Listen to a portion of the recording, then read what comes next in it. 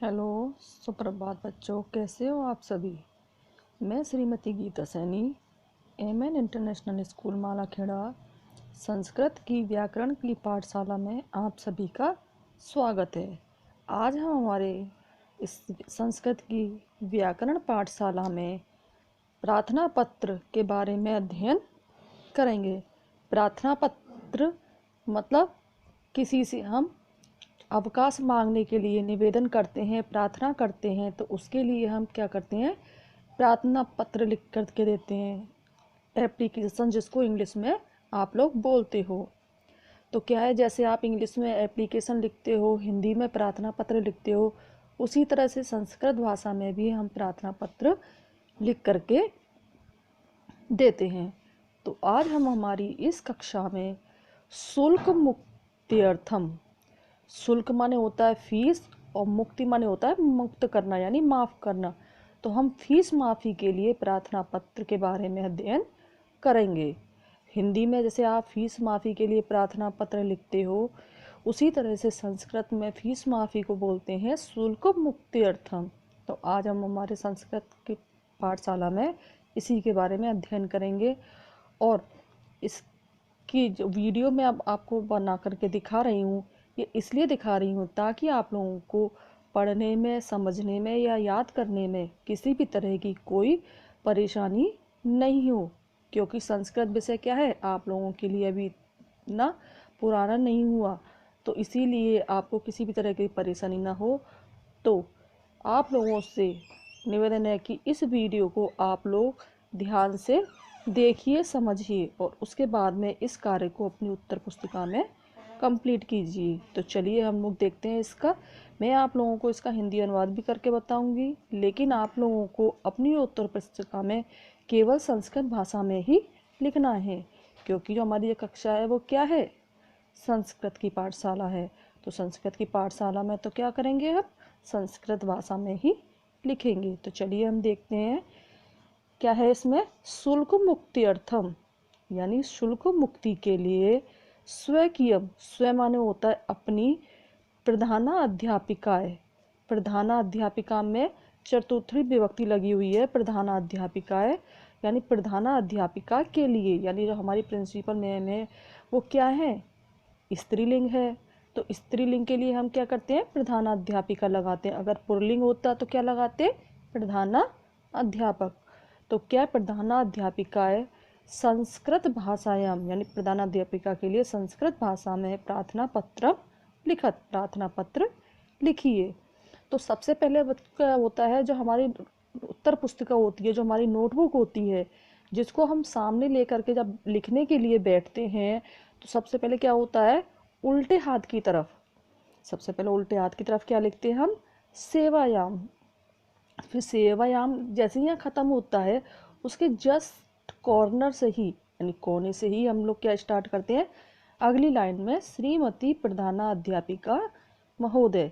यानी जैसे आप हिंदी में लिखते हो सेवा में श्रीमती प्रधानाध्यापिका महोदय, तो सेवायाम माने होता है सेवा में श्रीमती प्रधानाध्यापिका महोदय। फिर यहाँ आ जाता है स्कूल का नाम, एमएन इंटरनेशनल विद्यालय। अगर आप एमएन में पढ़ते हो तो एमएन आ जाएगा। अगर आप लोग किसी और विद्यालय में पढ़ते हो तो आप जिस विद्यालय में पढ़ते हो उस विद्यालय का यहाँ पर नाम आ जाता है। उसके जस्ट नीचे अगली लाइन में क्या लिखते हैं, जिस जगह पर आपका विद्यालय है वहाँ, अब जैसे मालाखेड़ा है तो मालाखेड़ा लिख दिया। अब मालाखेड़ा किसके अंदर आता है, अलवर में, तो ये अलवर लिख दिया। तो इस तरह से हमारा यहाँ तक का प्रार्थना पत्र पूरा हो जाता है। अब इसके बाद में हमें क्या लिखना होता है, विषय। विषय हमारा क्या कहलाता है कि हम जिस के लिए प्रार्थना पत्र लिख रहे हैं, तो हम किसके लिए लिख रहे हैं, शुल्क मुक्ति के लिए।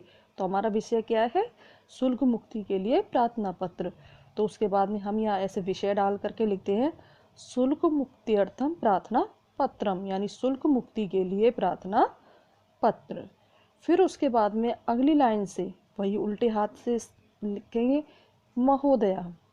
क्या लिखेंगे, महोदया सविनय निवेदनम अस्ति, यानी सविनय निवेदन है, अस्ति माने क्या होता है, और यत माने होता है कि, सविनय निवेदन है कि मम माने मेरे, परिवारस्य माने परिवार की, आर्थिक दशा यानी हमारे परिवार की जो स्थिति है वो दयनीय अस्ति यानी दयनीय है। जैसे आप हिंदी में लिखते हो कि सविनय निवेदन है कि मैं एक गरीब परिवार से हूँ या निर्धन छात्र हूँ, तो संस्कृत में लिखेंगे सविनय निवेदनम अस्ति।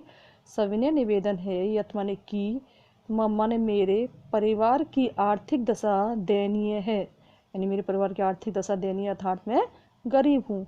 मम पिता यानी मेरे पिता, निर्धन श्रमिक अस्ति यानी निर्धन माने क्या होता है गरीब, और श्रमिक माने होता है मजदूर यानी गरीब मजदूर अस्ति माने है। फिर आता है मम पठने, मेरी, पठने माने होता है पढ़ने में, रुचिये वर्तते यानी मेरी पढ़ने में रुचि है। जैसे संस्कृत इंग्लिश में आप बोलते हो ना इंटरेस्ट है, तो मेरी पढ़ने में रुचि है। किंतु यानी रुचि तो है, किंतु विद्यालय से शिक्षण शुल्कम दातुम यानी विद्यालय के अंदर षष्ठी विभक्ति लगी हुई है तो बनेगा हमारा विद्यालय का। शिक्षण शुल्क माने पढ़ाई का जो शुल्क है, जो कीमत है यानी पढ़ाई का शुल्क क्या होता है हमारी फीस। जैसे आप स्कूल में पढ़ते हो तो उसके पढ़ाई के लिए आप शुल्क टैक्स देते हो ना, टैक्स के रूप में आप क्या देते हो, फीस देते हो। तो क्या शिक्षण शुल्कम यानी शिक्षण शुल्क, दातुम माने देने में, न माने नहीं, शक्नोमी माने सकता हूँ यानी शिक्षण शुल्क नहीं दे सकता हूँ यानी फीस नहीं दे सकता हूँ, क्योंकि फीस तो क्या है इंग्लिश का शब्द है। ठीक है, तो हम क्या बोलेंगे शिक्षण शुल्क। अतः शिक्षण शुल्कात मुक्तिम, इसलिए शिक्षण शुल्क से मुक्ति, प्रदाय माने प्रदान करके, प्रश्न उपसर्ग हो गया, दा हमारी धातु हो गई और लेप हमारा प्रत्यय हो गया, तो क्या होगा प्रदाय यानी प्रदान करने के लिए। माम अनुग्रहंतु भवन्तः यानी मुझे शिक्षण शुल्क से मुक्ति प्रदान करके मुझे, माम माने होता है मुझे, अनुग्रहित करें। फिर उसके बाद में जब यहाँ ख़त्म होता है तो फिर हम क्या करते हैं, उसके जस्ट नीचे से क्या लिखते हैं अगली लाइन से, भवताम आज्ञा पालक शिष्य या शिष्य।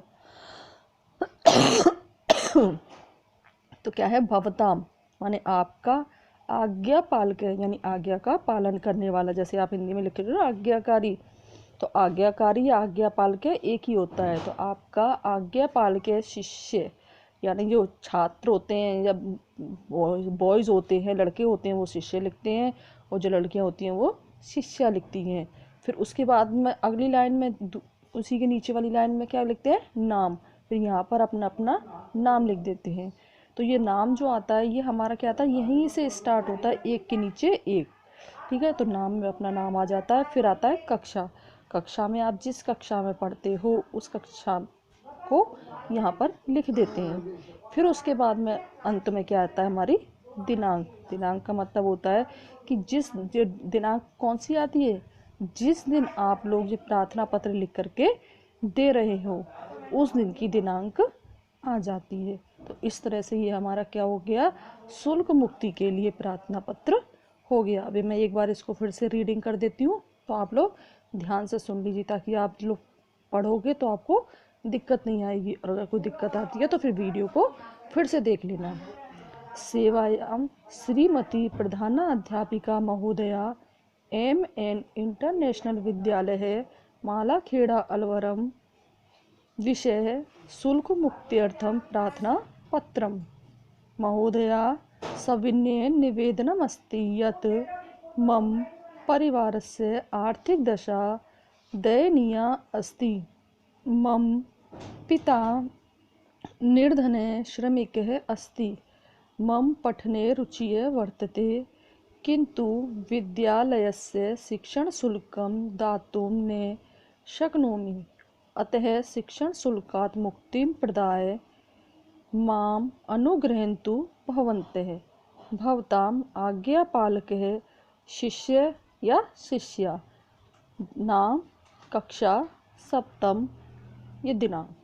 तो इस तरह से हमारा ये प्रार्थना पत्र पूरा हो गया। इसको आपको ग्रुप पर भेज दिया जाएगा, जिसे आप लोग क्या करना, अपनी संस्कृत की उत्तर पुस्तिका में पूरा करना है और उसको साथ ही साथ में याद भी करना है।